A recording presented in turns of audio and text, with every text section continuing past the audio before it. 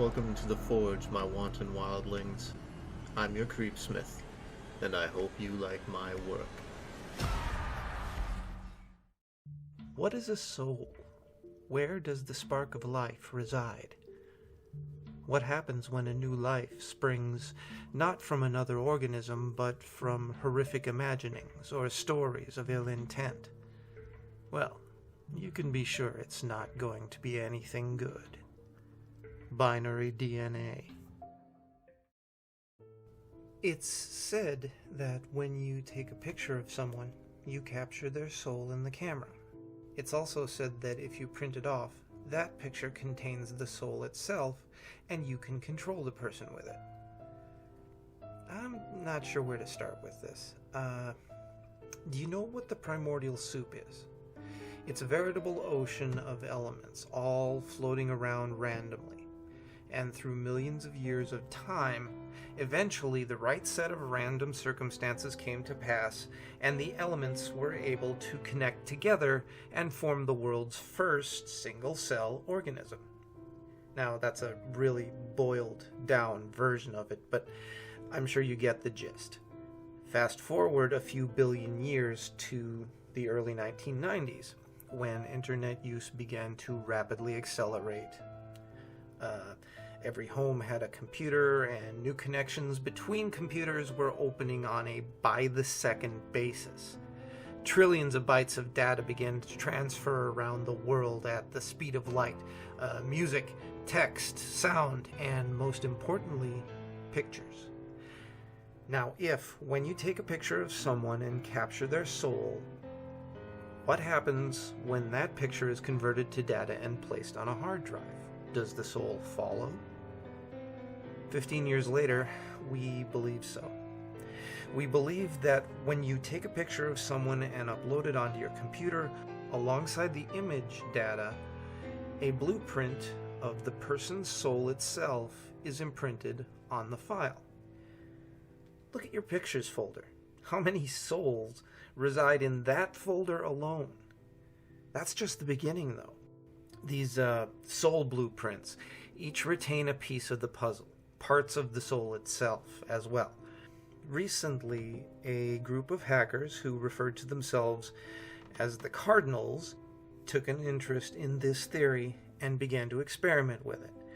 They found anomalies within the binary sequences of images based on similar features of the person that they'd taken the picture of. A binary DNA, if you will. Now, these hackers had come to possess a set of 3 extremely important data files, one AVI, one JPEG, and one MP3, each of these possessing interesting, unexplainable qualities. The first, Cradle.avi, depicts what appears to be a group of teenagers with a low-quality video camera exploring the basement of a house. The video is distorted completely, beyond any comprehensibility, and the video itself is very low quality. For most of the video, the camera is just passed around between members of the group, handed back and forth and jerked around too much to make anything noticeable out.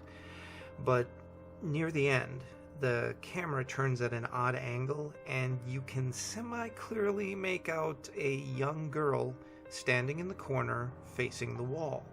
Her hair is long and black, and she's wearing some form of white dress.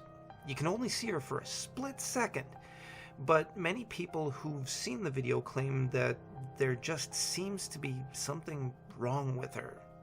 Like she's deformed, but not in any way that anybody can explain. But the truly peculiar property of this video is what happens to the user's computer at the end of it. On the last second of the video, if not already so, the video will force full screen itself. Along with this, you're left with a 1-second looping clip of a window in the wall.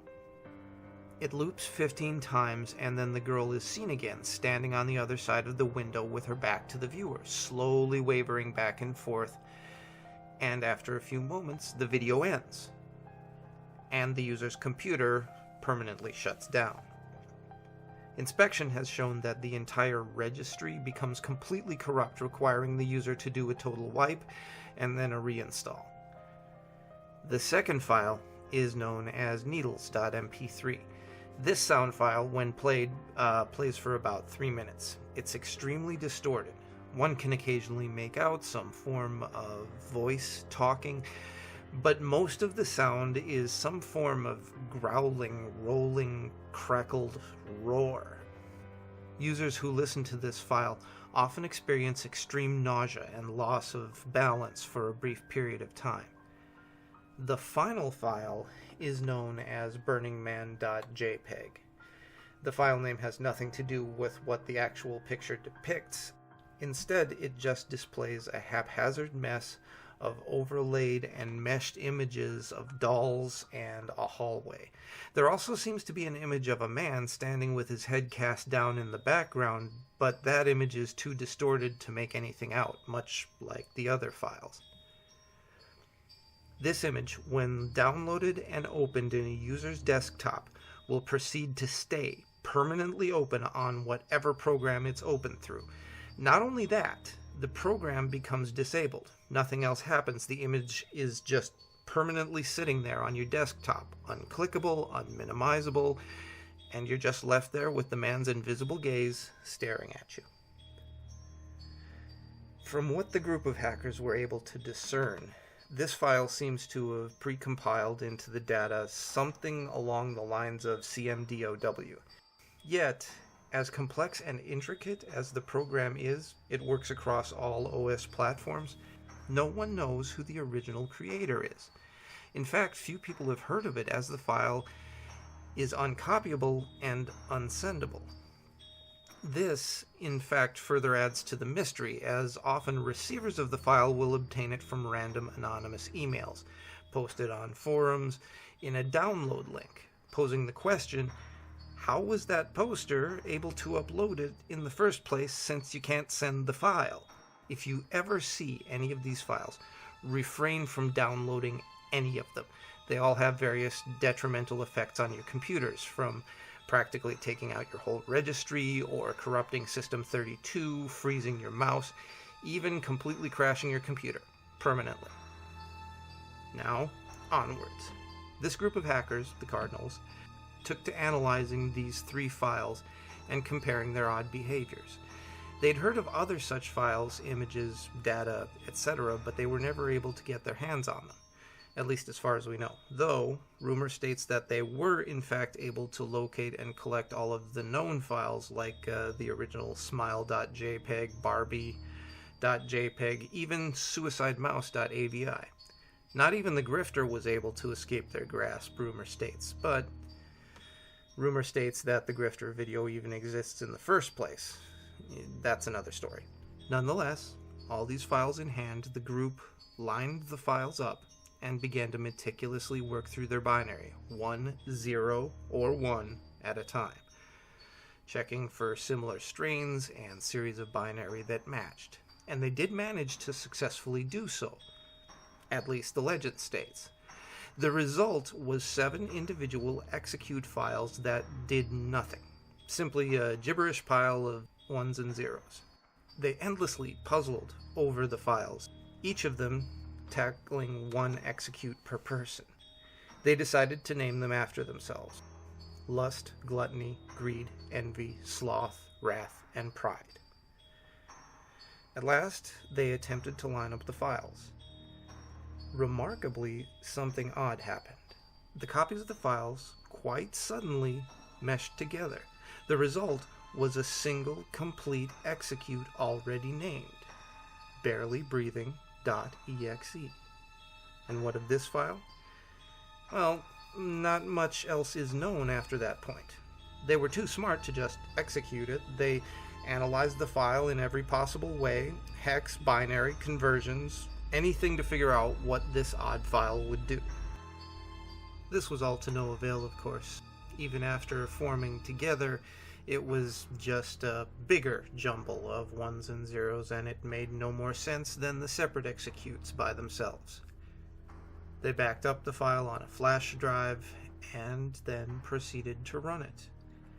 That was the last command found on their destroyed computers a week later.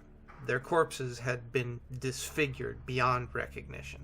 Description of the corpses stated that it was almost as if they'd been microwaved and then sliced repeatedly by a micro-thin razor. Every square inch of skin that had been bare had been mutilated.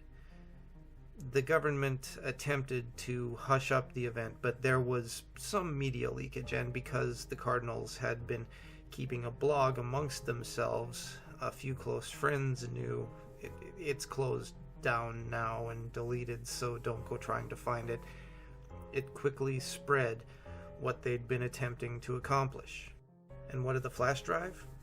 A friend who knew of its existence later checked the home of the group and was unable to find it. According to reports, the drive was found in the pocket of one of the group and had been taken into custody by the police, but then simply vanished. The trail continues on. Far more, though. The file resurfaces every few weeks around the globe. Governments attempt to cover it up, but some media leaks out, of course. Look to the news for people mutilated in their own homes by a murderer, their computers stolen, etc. If you ever get a cryptic email with an attachment labeled barelybreathing.exe, for fuck's sake, do not open it. The general idea is that we create that which supplants us. Of course, the general hope is that we'll be supplanted gently, instead of mulched into oblivion. But hey, kids, what are you gonna do, right? Stay scary, my wildlings. Always keep at least 2 levels of separation in an experiment, and make the most of your nights.